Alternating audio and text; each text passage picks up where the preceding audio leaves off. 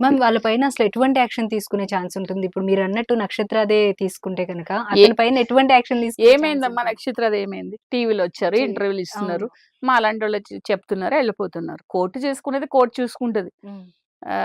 ఎప్పుడో జానారెడ్డి గారు home minister ఉన్నప్పుడు ఒకటి చెప్పేవారు. ఎప్పుడు నాకు చాలా గుర్తది. ఏమనంటే కోర్టు చట్టం తన పని చేసుకుని తన పని తను తాను చేసుకుని పోతుందని. చేసుకుపోతుంది. చట్టం ఎప్పుడు తన పని తాను చేసుకుని పోతది. ఎక్కడ ఆగదు. ఇప్పుడు కరోనా లాంటివొచ్చినా, లేదా తుఫాన్‌లొచ్చినా, మా ఎలక్షన్స్ జరిగినా, ఎలక్షన్ కోడ్ ఉన్నా చట్టం ఎక్కడ ఆగదు. ఇప్పుడు జడ్జి గారు ఇంటికెళ్ళిపోతే గూడా పోలీసులు తీసుకొచ్చి జడ్జి గారి ఇంటి దగ్గర కూడా రిమాండ్ చేస్తారు. అవును. సో, ఎక్కడ ఆగుతుంది చట్టం? తన పని తాను చేసుకుంటూ పోతుంటది. సో, మనం ఎంత అరిచి పెట్టినా, ఏం చేసినా మళ్ళీ అక్కడి నుంచి పోలీసొచ్చి కంట్రోల్ చేయవలసింది తప్పిస్తే వాళ్ళ మీద ఏం యాక్షన్ ఉంటది? ఇప్పుడు ఇద్దరు ఒక ఆడ, మగ ఒక ఇంట్లో దొరికితే ఫ్రెండ్స్. ఇప్పుడు అది గదా! పవిత్రమైన స్నేహాలు. ఈ పవిత్ర లాంటోళ్ళేంటంటే పవిత్రమైన స్నేహాలను మనకు చూపిస్తున్నారు. అవును. ఇప్పుడు పవిత్ర గౌడ్ దాంట్లో అడ్వకేట్ గారు ఏం ఆర్గ్యూ చేశారంటే, మా మా కొలీగ్ ఫ్రెండ్సే, మేము పాయింట్ ఔట్ చేయకూడదు. వాళ్ళిద్దరూ ఫ్రెండ్సే. వాళ్ళిద్దరికీ పెళ్లి కాలేదు. వాళ్ళిద్దరికీ శారీరక సంబంధం గూడా లేదు అని. లేదు. సో, మనం అందరం నమ్మాలి. ఎందుకంటే మేమే ఆర్గ్యూ చేస్తాం గాబట్టి. సో, మేము అడ్వకేట్సే ఆర్గ్యూ చేస్తాం గాబట్టి సొసైటీ నమ్మాలి. వాళ్ళిద్దరి మీద లేకపోవచ్చు. కానీ ఒక లీగల్ యాక్షన్ అనేది వైఫ్ నుంచి తప్పకుండా ఉంటే గనక కొంచెం భయభక్తులుంటరు. కానీ ఆ కేసులో ఆవిడ చేసినయన్నీ చేశారు వైఫు. దర్శన్ వైఫు. ఇంక వదిలేసింది. మళ్ళీ ఈ రోజొచ్చి ఆమె బెయిలేస్తున్నారు. ఆమె నా హస్బెండ్ అని చెప్తున్నారు. ఆమె నా నా హస్బెండ్‌ని ఫ్యామిలీకి కాపాడాలి. రిప్యుటేషన్ కాపాడాలి. రిప్యుటేషన్ పాడైతుందని చెప్తున్నారు. Because of wife. లీగల్‌గా వైఫ్. ఒక కొడుకున్నాడు. ఫ్యామిలీ ఉంది. అంటే అంటే అగ్రెసివ్‌గా, యాంగర్‌గా ఆలోచించి ఏజ్ పోతాం ఒక ఏజ్ హ్మ్. వచ్చేటప్పటికి. సర్లే కొన్ని రోజులు కలిసున్నాం. మన మనిషి కదా అని మానవత్వం ఉంటది. అది ప్రేమ. హ్మ్. ఆవిడకెక్కడో ప్రేమ ఉండబట్టే కదా! అవును. ఇప్పుడు ఇవాళొచ్చి బెయిలేసి ఆమెని అతను పెళ్లి చేసుకోలేదు. మా ఫ్యామిలీ పరువు తీయకుండా అంటే రేపొద్దున కొడుకు భవిష్యత్తయినా బావుంటదని చెప్పి. లేతే ఆయన మారొస్తే ఓ 10, 15 సంవత్సరాలు ఈ మర్డర్ కేసు కోర్ట్‌లో నడిపిస్తే ఈలోపు ఆయన లైఫ్ అయిపోతది గదా! ఏమైపోయింది మళ్ళీ పోయినోళ్ళని మళ్ళీ అందులోంచి కేస్‌లోంచి కూడా ఎళ్ళిపోతారు గదా! ఇన్ని రకాలైన కనెక్టివిటీస్ ఉంటాయి. పాయింట్‌కిని. మధ్యలో ఎవ్వరంటే వీళ్ళే సంక నాకిపోయేది అనకూడదు గాని. ఈ ఫాన్స్ అది ఎవరో ఇది అని. అది గాదు. ఎవరైతే ఇప్పుడు పవిత్ర గౌడ్ ఉంది. నేను ఆమె గురించి పర్టిక్యులర్‌గా హ్మ్. చెప్తున్నా. ఇప్పుడు ఆమెకెవరు సపోర్ట్ చేస్తారు? ఆమెకెవరో బెయిలేయొచ్చు. బయటకొచ్చి మళ్ళీ యాజ్ యూజువల్‌గా నిన్ను ఏదో విధంగా ఉపయోగించుకోవటం కోసమే చేస్తారు. నీ లైఫ్ ఏంటక్కడ? నీ అంటే ఆ వర్డ్ ఉపయోగించకూడదు హ్మ్. గానీ, అంత అవును. మనకి వస్తుంది. మనకంత బాధేస్తుంది. ఇప్పుడు ఆమె తెలియక చేసిందా? తెలిసి చేసిందా? తెలిసే తెలిసే చేస్తారు. చేస్తారు. తెలియక అస్సలు జెయ్యరు. అంటే నీ క్యారెక్టర్ అంత ఎవరో నీకు అశ్లీలమైన నువ్వు చేసేవే అశ్లీలమైన పనులిక్కడ. ఆ! నువ్వు చేసేయే అన్నీ ఒక నీలాంటోళ్ళకి మార్గదర్శకం అయ్యేది. ఒక పీహెచ్‌డీ చేసేసావు అందులో. అలాంటి దాంట్లో పటాయించడాలు, ఒక లైఫ్‌ని చేసే 10 సంవత్సరాల నుంచి నువ్వు ఒక రిలేషన్ మెయింటైన్ చేసుకుంటూ, నీ లైఫ్ నడిపించుకుంటున్నావు. నువ్వొక రోల్ మోడలు. మళ్ళీ నీకొక అశ్లీలమైన ఫోటోలు పెట్టారని నీ క్యారెక్టర్ అక్కడ డామేజ్ అయింది. నీ నీ అక్కడ సెల్ఫ్ రెస్పెక్ట్ పోయిందని చెప్పేసి మళ్ళీ నువ్వు అక్కడ తన్నిపిచ్చడం, కొట్టిచ్చడం ఎంత దారుణం అది. ఏ వర్డ్స్ ఉపయోగించినా కూడా తక్కువే వాళ్ళు ఆమెకి. మూసుకు కూర్చోవాలా. ఎందుకనంటే నువ్వు చేసేదే అదవ పనులక్కడ. నువ్వు చేసేదే కొంపలు కూల్చేసావు. నీకెవడో మెసేజ్ పెడితే వాడి నంబర్ నువ్వు బ్లాక్ చెయ్యి.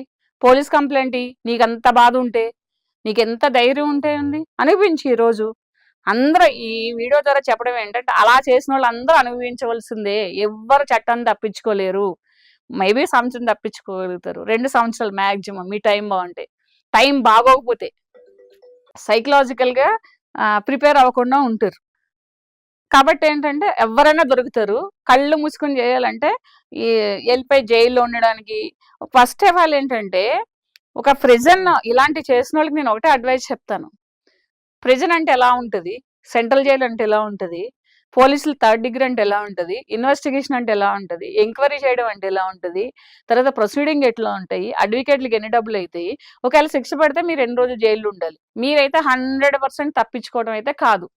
నేను ఓపెన్ ఛాలెంజ్. మీరెప్పుడైనా దొరుకుతారు. మీరు చంపేసి, ఏడ్చేసి, వచ్చేసి, బాధేసుకొని మీడియాల ముందుకొచ్చేసి, నా హస్బెండ్‌ని ఆళ్ళు చంపేసారు, ఈళ్ళు చంపేసారన్నా చట్టం తన పని తాను చేసుకుంటూ పోతుంది. చేసిపోతుంది. సో, కాబట్టేంటంటే దయచేసి అందరూ ఏంటంటే చంపొద్దంటానికి మాకు సోషల్ రైట్‌తో మాత్రమే చంపొద్దు అని చెప్తాము. చంపకూడదని చెప్తాము. కానీ నిజంగా చంపాలనుకునే వాళ్ళంటే ఇవన్నీ తెలుసుకున్న తర్వాత విల్ టేక్ ద డెసిజన్. అది చెప్తాం అంతే. యాజ్ అడ్వకేట్‌గా అది మనం చెప్పగలుగుతాం. ఎందుకమ్మా చంపడం?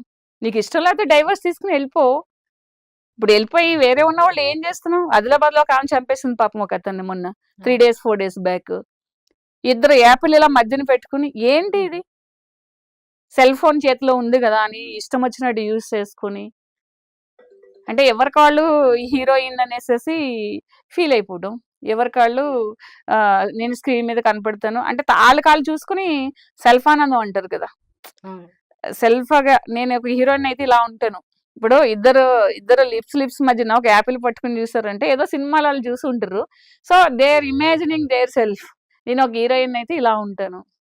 సో ఇవన్నీ ఏంటంటే మానసిక రుగ్మతలు అంటారు వీటిని.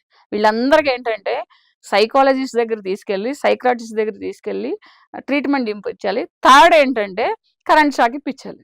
అలా చేస్తే గానీ ఒక ఇద్దరు ముగ్గురిని చేసి టీవీలో చూపించాలి. ఇదిగో ఈ అక్రమ సంబంధాలు పెట్టుకుని ఫ్యామిలీని ఇలా చేస్తున్నారు, ఇలా చంపేసింది. ఇదిగో జైలుకి వెళ్ళడం పోలీసు బెయిల్ మీద వచ్చేయచ్చు. మనం ఒక 5 లక్షలు పెట్టుకుంటే 5 లక్షలు పెట్టుకుంటే మనిషిని చంపించేయచ్చు. ఒక 5 లక్షలు పెట్టుకుంటే బెయిల్. మహా అయితే అడ్వకేట్ ఎంత తీసుకుంటాడు? 10 లక్షలు తీసుకుంటాడు. ఇలా అయిపోయింది జనాలు.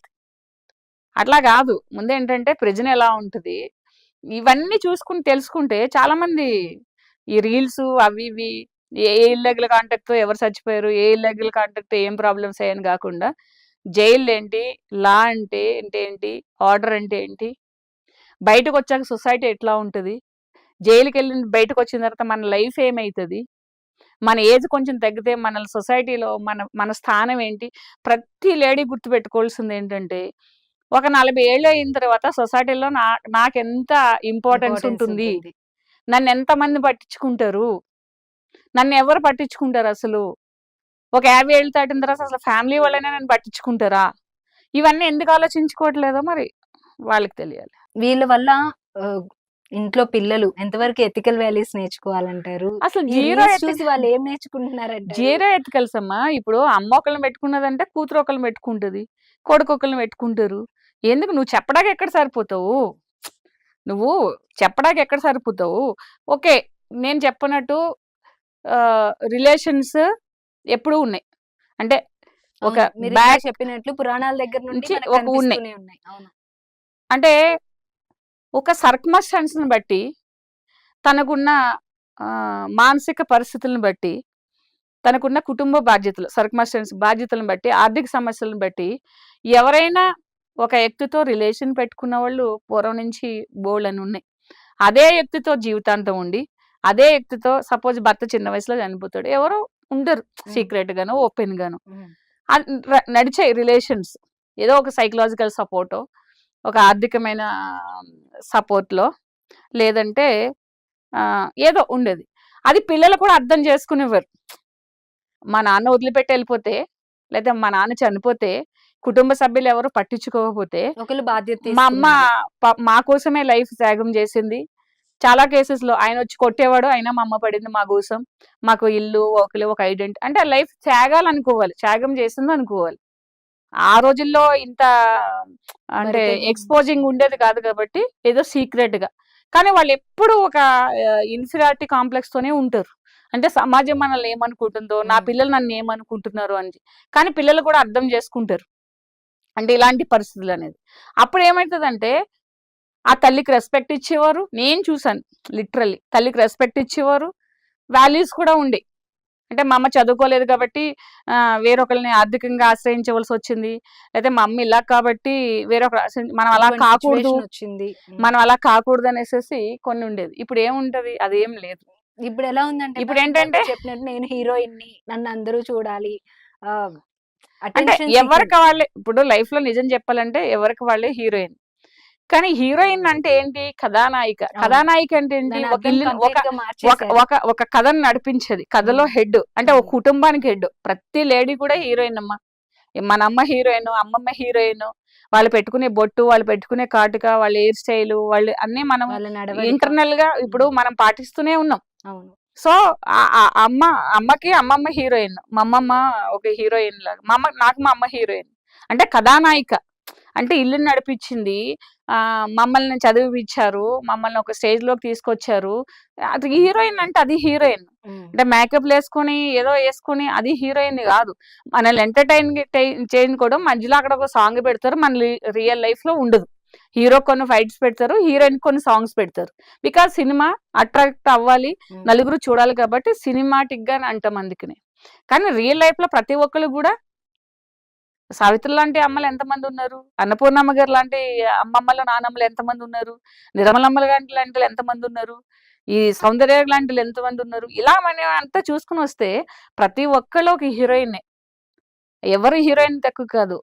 అతికిపోయి అదేంటే జగుత్సకరం అంటాం గదా! అలా జగుత్సకరం. చేసుకుంటే అదే ఏదో వర్డ్ చేసుకుంటా పోయి సంపాదన కోసం వెంపర్లాడేవాళ్ళు వాళ్ళు ఈజీ మనీ. హీరోయిన్స్ కాదు. ఒక వ్యాంప్ సాంగ్ ఉన్న ఒక అదేంటంటే ఒక వ్యాంప్ క్యారెక్టర్ ఉన్నా గూడా ఆ సినిమాలో ఆ స్టోరీకి ఆ క్యారెక్టర్ సూట్ కాబట్టి ఇలా చేయడం వల్ల ఈ నష్టమైందని చూపించేవారప్పుడు. ఇప్పుడు ఆ చేసేవాళ్ళు చాలా నష్టం మంది ఏంటని చూపించడానికి అది చూపించేవారు. ఉండేది. కానీ ఇప్పుడు ఆ ఇప్పుడు నష్టాన్ని ఇప్పుడే ఇంకా ఆ లైఫ్ నష్టాన్ని స్టైల్‌గా మనమే ఓన్‌గా ఆపాదించుకుంటున్నాం. హ్మ్. ఆ క్యారెక్టర్ లేటాక కూడా చాలా మంది బాధలు పడతారు. జయలలితనే ఆవిడ 'మోహన్ బాబు' గారితో కూడా కొన్ని సాంగులుంటాయి. ఆ! ఉంటాయి. ఆవిడ విశ్వనాథ గారు రిలేటివ్ అనేసేసి. ఇప్పుడు జయలలిత గారున్నారు. ఆవిడ హ్మ్. తెలుగు దాంట్లో క్యారెక్టర్ ఆర్టిస్ట్ యాక్ట్రెస్. చేశారు. ఆవిడ హ్మ్. చాలా కాలము ఇదేంటి ఇండస్ట్రీలో ఉన్నారు ఆవిడ చిన్నప్పటి అవును. నుంచి. చాలా హ్మ్. బావుంటారు. పెద్ద హెయిర్, మంచి కళ్ళు. ఆవిడ చాలా బాధపడతారు. ఎందుకంటే నాకు కళకు తగ్గ, నాకు తగ్గ క్యారెక్టర్స్ నాకు రాలేదు. నేను చాలా కష్టాలు పడ్డాను. ఇప్పటికి నాకు మనశ్శాంతి ఉండదు తలుచుకుంటే అని ఆవిడ మాటల్లో, ఆవిడ మొఖంలో ఒకలాంటి బాధ కనిపిస్తూ ఉంటది. సర్వైవ్ అవ్వడానికి కుటుంబం కోసం ఆ రోజు చేశారమ్మా. ఈ రోజు లగ్జరీ కోసం చేస్తున్నారు. అవును. సో, ఆ క్యారెక్టర్‌లు చేయవలసొచ్చినందుకు ఆళ్ళు బాధపడుతున్నారు. రియల్ లైఫ్‌లో అలా కాదు వాళ్ళు. కానీ మనం ఇప్పుడు చేసేవాళ్ళు రియల్ లైఫ్‌లోనూను క్యారెక్టర్స్ అంటే యూట్యూబ్‌లో వచ్చే క్యారెక్టర్స్ కరెక్ట్ మ్యాచింగ్ ఉంది. విపరీతమైన బూతులు వినలేము ఆడోళ్ళం గూడా. మగవాళ్ళు ఇనలేము. చిన్న పిల్లలకి ఫోన్స్ ఇస్తున్నారు. టక్‌మని ఇది చేస్తే అది అంటే జీవిత కాలంలో యూట్యూబ్ రాకముందు అలాంటి బూతులు ఎవరు విని ఉండవు.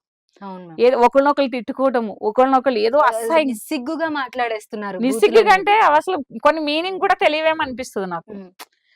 అంటే మేము చూసొచ్చేవాళ్ళు మా ఏజ్ వాళ్ళు మాట్లాడే మాటలు మేమెప్పుడు సొసైటీలో వినలేదు అలాంటి మాటలు. సో, అంతలా మాట్లాడుతున్నారు. పిల్లలకు కూడా దీనికి మీనింగ్ ఏంటమ్మా అని అడుగుతున్నారు గూడా కొంతమంది.